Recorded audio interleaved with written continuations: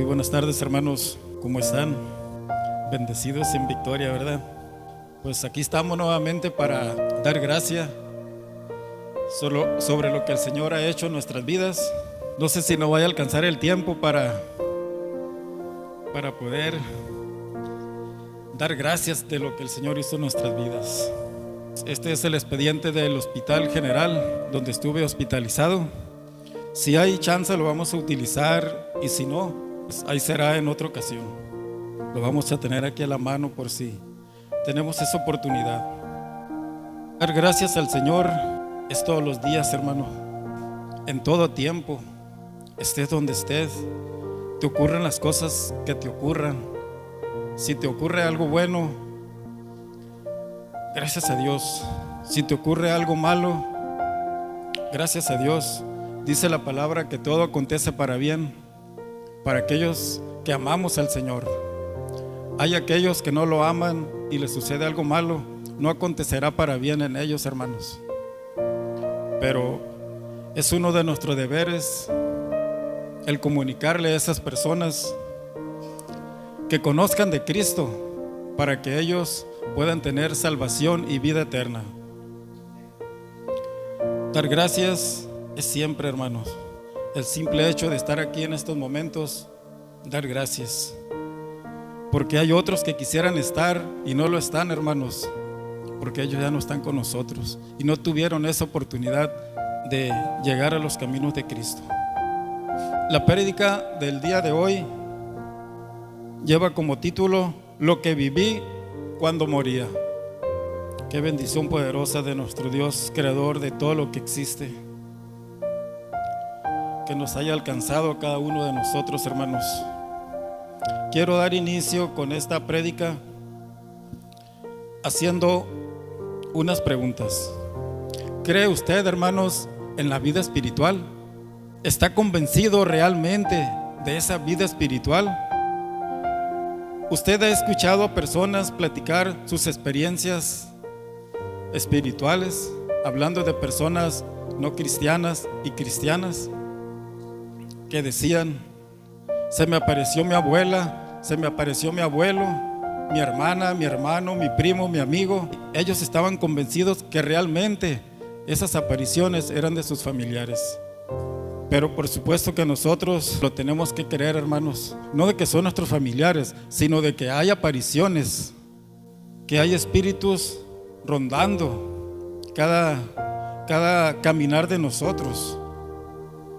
Tú y yo, hermanos, sabemos perfectamente que no era la abuela, que no era el padre, que no era el primo, sino que son enviados de Satanás para engañar a la humanidad, para hacer creer a ellos que son los familiares fallecidos y tengan contacto verbal, así como visual, con los espíritus malignos, y con esto lograr que los familiares puedan llegar a algún pacto con ellos, hacer algún tipo de ofrendas.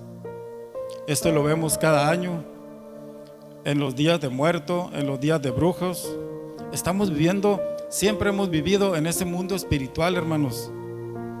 Estamos rodeados de los espíritus malignos, así como los espíritus de Dios, los ángeles de Dios, que nos cuidan y nos protegen cada vez que tú vas a trabajar, cada vez que tú vas a la escuela, cada vez que tú vas a donde vayas. Si estás en Cristo, ellos van contigo y te están protegiendo. Porque al final, el familiar muerto ya es muerto, hermanos, y ya no más caminará por esta tierra. Solo hay dos lugares donde pueden estar este familiar fallecido, hermanos: en el cielo o en el infierno. Y esa es la realidad. No puedo predicar lo contrario porque estaría mintiendo. Si alguien escuchas por ahí que dice: se me apareció una persona, tú estás en tu derecho de decirle que no es verdad, que es falso, que es Satanás, que es el enemigo, que anda como león rugiente buscando a quien devorar. Y él iba a decir: no se tienta el corazón, pero creo que no tiene corazón. Oremos, hermanos, para poner esta palabra en las manos del Señor. Inclinen su rostro. Padre eterno, te damos gracias por tu amor, por tu misericordia, porque estas misericordias, Padre, son nuevas cada mañana. Te damos las gracias, Padre eterno, porque tú nos has rescatado aún de la misma tumba, cuando estábamos muertos en nuestros delitos y en nuestros pecados. Sabemos claramente, mi Señor, que el aguijón de la muerte es el pecado y que el poder del pecado es la ley. Te damos gracias, Señor, muchas gracias, porque nos das la victoria por medio de nuestro Señor Jesucristo. Sean gratos los dichos de nuestras bocas y la meditación de nuestros corazones delante de ti, oh Padre Celestial, para no pecar ante tu presencia ni ofender a nuestros semejantes.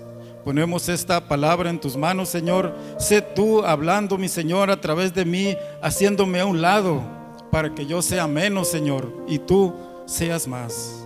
En el nombre de Jesús te lo agradecemos. Amén. Acompáñame, por favor, amados hermanos, a Efesios 6, 10 al 12.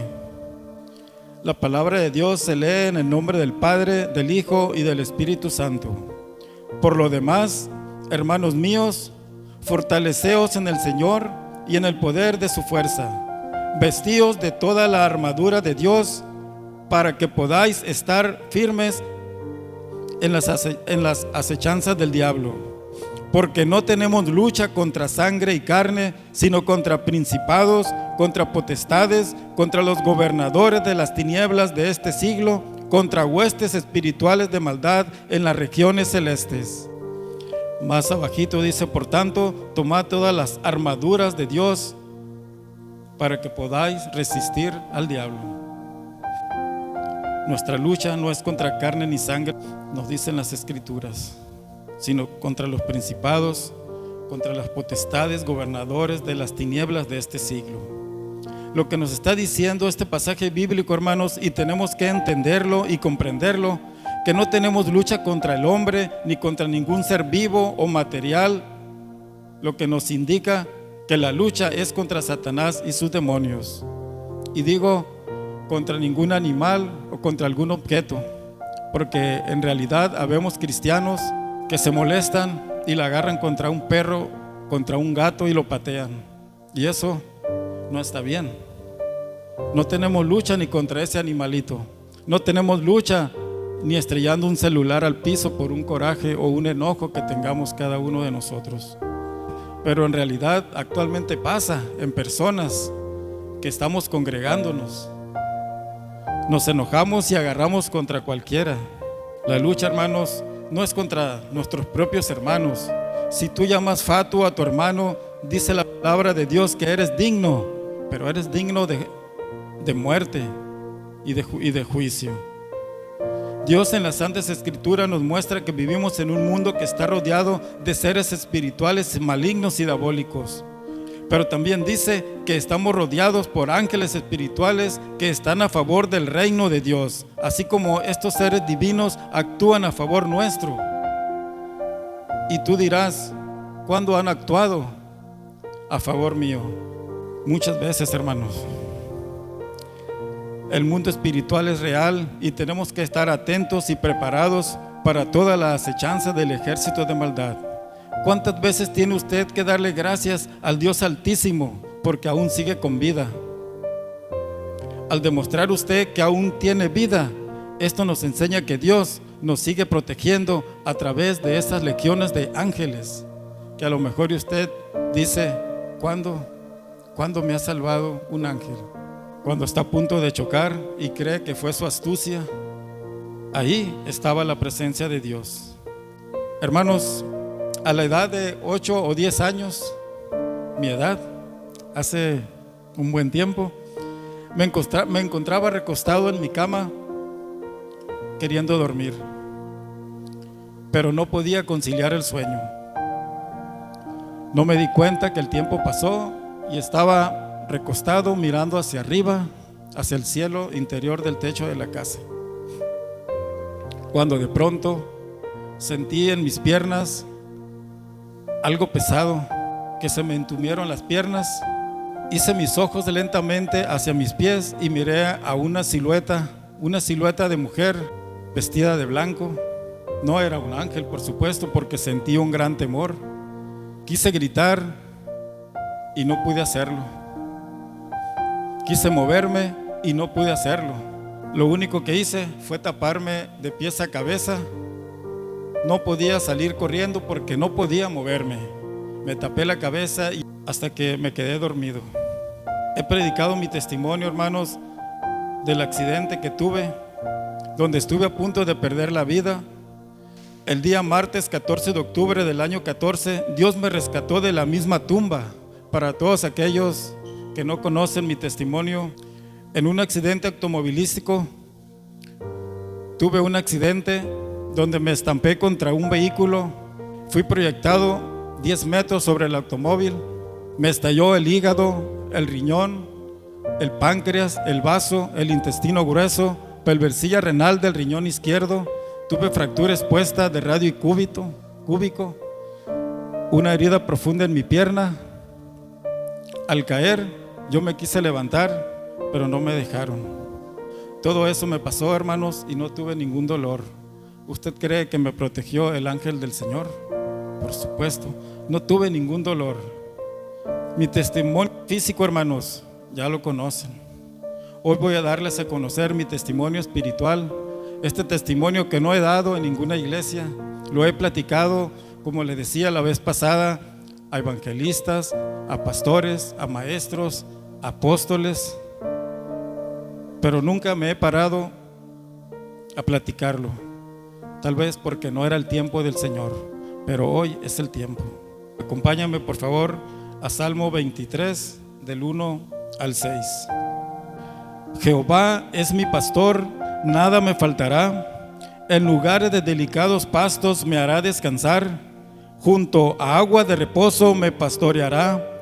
Confortará mi alma, la guiará por senda de justicia por amor a su nombre.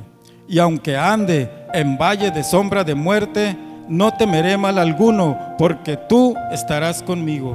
Tu vara y tu cayado me infundirán aliento.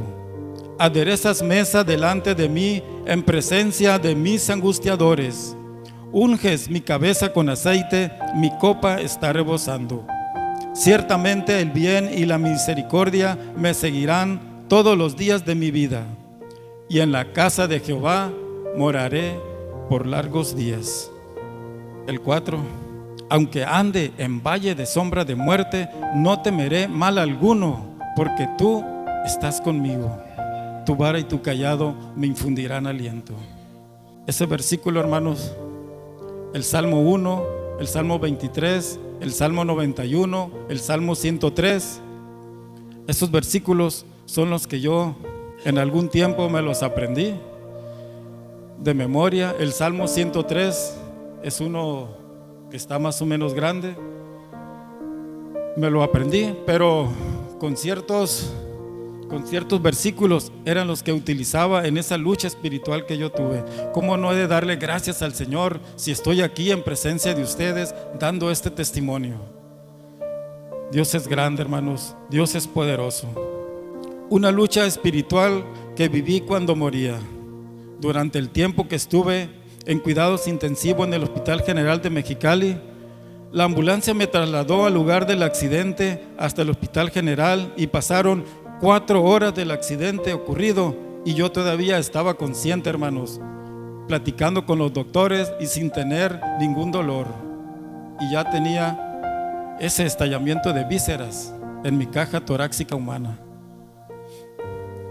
Una vez que me llevaron al hospital, estando ya sobre una camilla, empezaron a hacer todas las revisiones de rutina en el cuerpo. Aparentemente no miraron nada grave, así que me programaron para empezar la operación de mi brazo izquierdo, porque aquí tenía los huesos de fuera. Dentro de las 4 horas yo estuve consciente. Hicieron la revisión de mi cuerpo de los pies a la cabeza y me preguntaban preguntas de rutina: ¿te duele aquí? ¿Te duele acá? Me tocaron por todos lados, me tocaron el cráneo. Yo le dije, no me duele nada. Todas esas preguntas eran para empezar ya a operarme. Cuando caí, hermanos, el casco se reventó en una forma de una Y, y en la parte de mi cráneo nada más se me hizo una rajadita, así como que cuando se secó esa costrita la podías arrancar. Y yo pienso, si no hubiera llevado el casco, hubiera fallecido. Iniciaron la operación de mi brazo izquierdo, pero de pronto, hermanos, se dieron cuenta que por la sonda de la orina estaba saliendo sangre. Me subieron a una camilla y rápidamente me llevaron a quirófano para hacerme una laparoscopía. Introdujeron una microcámara en mi abdomen para ver qué había ocurrido. Fue cuando se dieron cuenta que había tenido un estallamiento de vísceras. Conforme avanzaba por los pasillos, cuando me llevaban, yo sentí que ya no iba normal. Sentí que me llevaban parado en esa camilla y después ya me llevaban en una silla de rueda. Inmediatamente me di cuenta que no me llevaban, que no me trasladaban al quirófano, sino que me llevaban por la salida de emergencia. Podía ver la calle, hermanos, y pasaban los carros. Podía ver cómo estaban pasando los carros enfrente de mí. Me pararon sobre una fuente donde salía vapor de agua caliente. Y yo me decía, este no es el quirófano, ¿por qué me traen acá? Iba por el pasillo y de pronto sentí que pararon la camilla y me llevaban empujando como si fuera parado. Después, como les decía, iba en una silla de ruedas, pero todo esto era la lucha espiritual que comenzaba en ese momento. Miré que de una puerta salían 6 personas vestidos con pantalón de licra y en las orillas, la parte de aquí, traían dibujos de flama de fuego. No tenían cabello, estaban rapados, tipo como los luchadores de sumo. Uno de ellos se fue hacia la fogata donde tenía una varilla que estaba calentando. Todos me rodearon y este personaje se acercó a mí con la varilla al rojo vivo. Traía una marca que no distinguí. La acercó a mi frente, hermanos, diciéndome: necesitas ser marcado para que seas sanado. Tienes que dejar que hagamos un rito por ti para que tú puedas ser sanado y de esta manera no mueras. De lo contrario, morirás. Con gran temor solo le contesté y dije: no, esto está quemándome, retíralo, no quiero ser marcado con nada. Pero por más que lo intentaban, hermanos, había algo que protegía, y eso era el cuidado de los ángeles de nuestro Dios. Mientras que yo negara esta acción, ellos no podían hacer nada, hermanos, porque la marca no es a la fuerza. Cuando a ti te vayan a marcar, no a ustedes. Cuando a otros que nieguen a Cristo lo vayan a marcar, no lo van a marcar a la fuerza, porque tiene que ser voluntad, tiene que salir de tu corazón, ya sea por miedo, por temor, dejarte marcar. Algunos hermanos en la fe, hermanos, cuando yo salí del hospital, comentaron que tuve esas alucinaciones y no visiones debido a la anestesia. Pero yo empecé a vivir estas visiones antes de quedar inconsciente, y fue antes de que me anestesiaran, porque apenas empezaron el traslado a quirófano para prepararme. Yo no había recibido ninguna anestesia para empezar a tener alucinaciones, como decían las enfermeras y mis amigos, hermanos en Cristo. De pronto miré a la calle y estaban unos policías uniformados con esos uniformes como los uniformes que utilizaban los soldados de Hitler. Les grité que me ayudaran. Estos se acercaron a mí y me dijeron: ¿qué pasa? A grandes rasgos le platiqué qué es lo que pasaba. Ellos me dijeron: tienes que dejar que te marquen para que seas sano y no mueras. Yo contesté que no me dejaría marcar. Ellos molestos se retiraron y no volvieron más. Veo por otra puerta que llegan los mismos enfermeros que me habían trasladado a quirófano, pero en esta ocasión me llevaron a ese lugar. Volvieron a tomar la camilla. Los miré que entraron molestos y apenas llegaron, me trasladaron nuevamente por un pasillo. En esos pasillos, hermanos, había fierros rasgándome las piernas y sufriendo inmenso dolor. Yo iba con mis ojos cerrados, sintiendo todo lo que había enfrente de mí. El mismo temor hizo que abriera mis ojos, y cuando abrí mis ojos, hermanos, ya era un pasillo normal. donde los enfermeros me llevaban a quirófano. Volví a cerrar mis ojos, hermanos, como una prueba de lo que había percibido, y estaba chocando nuevamente contra piedras y fierros cortantes en esa visión. Yo me dije, esto es un engaño del mismo Satanás. Así me estaban atormentando, pero yo sabía que como con no ver y sentir el dolor, cada vez que ellos me llevaban a otro lugar para pasarme por dolores más fuertes, yo sabía cómo hacer para no sentir el dolor, no cerrando mis ojos por el temor. Fueron 17 días en que estuve luchando entre la vida y la muerte, hermanos, en cuidados intensivos. Se llegó el momento cuando yo, ya cansado de mantener mis ojos abiertos para no sentir ningún tormento, ningún dolor, yo sentía mis ojos pesados, hermanos. Y por más que quería abrirlos, no podía, y era porque estaba muriendo.